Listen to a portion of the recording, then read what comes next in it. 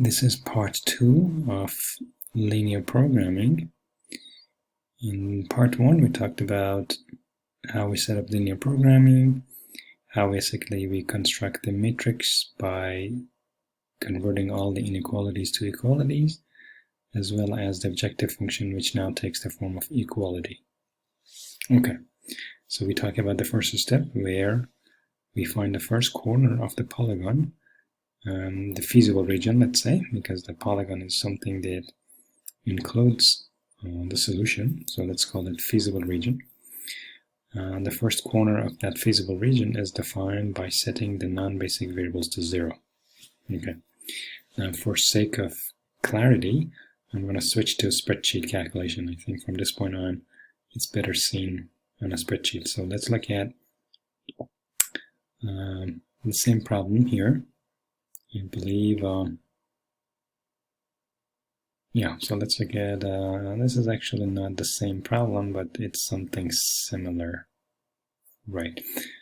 I mean, yeah, so I think it shows, the details of the calculation, not really the same example. All right, so let's say we have an objective function to maximize x1 plus x2 subject to 3 constraints, okay? So we can easily convert them into a matrix form. So here's the matrix form. I don't go over the details. This is pretty much like what we talked about in part 1 of this video. Okay. And now because I have 3 inequalities, I introduced 3 slack variables, x3, 4, and x5. Okay. The first corner is found, first corner of the feasible region is found by setting the non-basic variables, which are x1 and x2, to 0. So I set them to 0. Because these are zeros from this linear system, this is, by the way, a linear system, right? We have 5 unknowns, x1 through x5, but 3 equations. So the first one does not count. Well, the first one does not count because the first one is just the objective function. It's not a constraint, or it's not part of the system we're looking at. Okay, so we have 5 unknowns, 3 equations. If I know the 2 of them, then I'm going to have 3 equations and 3 unknowns. So I should be able to solve the other 3.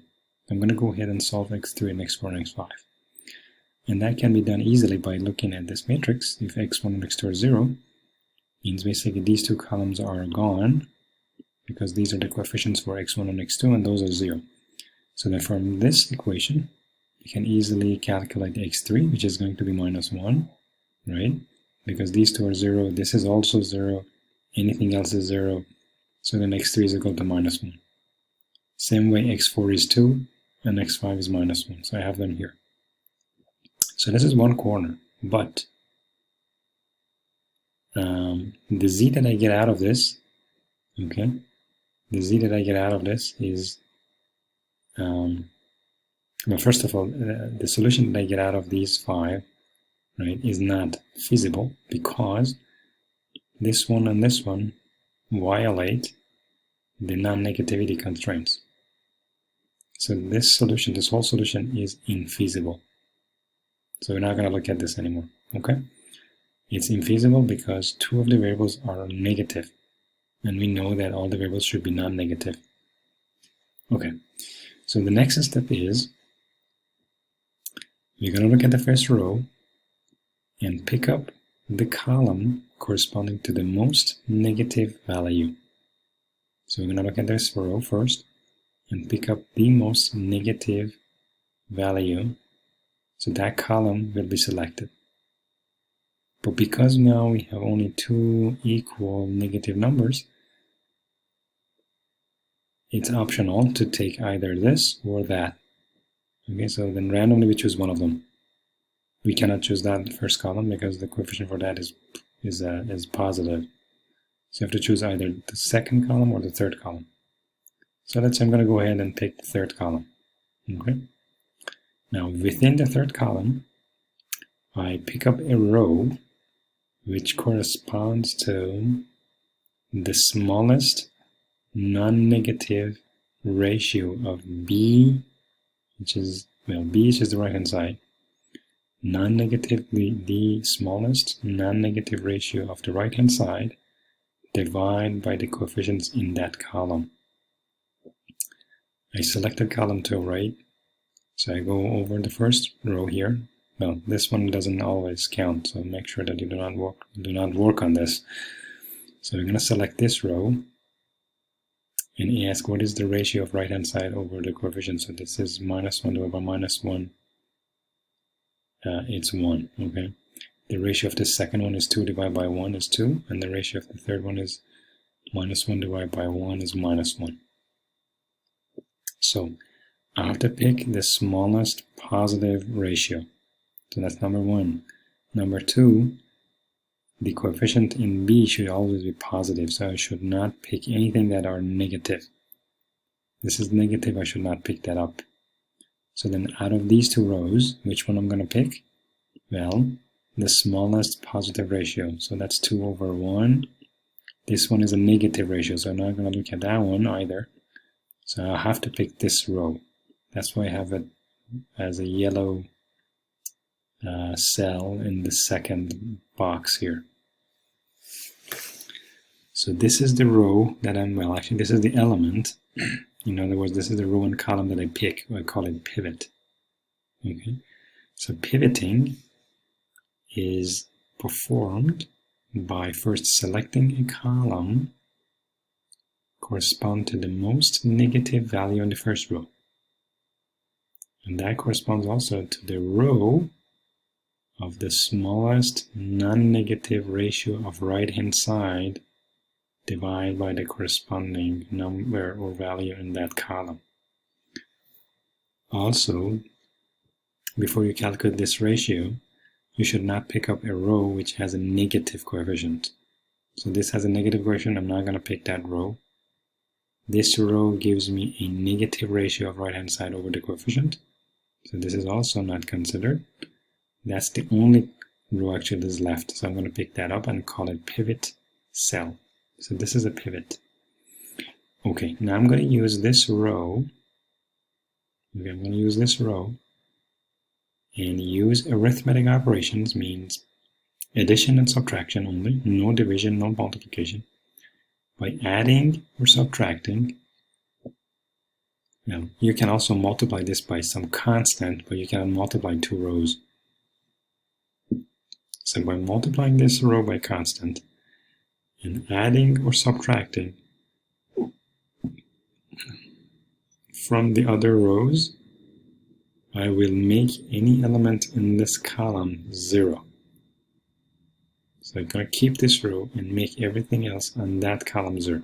And that's what I did here. For instance, if I want to make this element 0 for this box, I should basically get this row and simply add this row to this row. And what you get is, in other words, this row plus this row. So I'm going to add these two rows. So you get 0 here, 1 here, 0 here, 1 here, 1 here, and 0 there. And also the right-hand side, well, you have to add them up as well. So basically you have to add these two rows. So you get 1 there too. By doing so, you see that I made this guy 0. Now I'm going to go ahead and make this guy 0. And to do that, you have to basically, again, add this row to this row. And if you do that, if you're adding the first and third rows, you would get this row. Okay? And similarly, to make this element 0, then you have to subtract, or in other words, you have to multiply this row by negative 1, and then add it to the last row. So multiplying the third row, basically multiply this row by -1, and then add it to the last row, you would get this row. Okay. So now I basically use the pivot to make every element along this column 0. And except except this row. So the row itself cannot be made 0. Okay. What is the next step? Then you repeat the whole process again. That means you look at the first row and pick up the most negative value in there, which is this one, right? We're going to pick up this column now, and within this column, we're going to look at the smallest positive ratio of right-hand side by a coefficient. Now this is a negative coefficient, so we're not going to look at that, and that's the only one left, right? The first one is not considered anytime within this pivoting. So then the only row that I have to pick is actually the second row right here. So that's why I have a pivot yellow box here. Okay, so then I use row operations.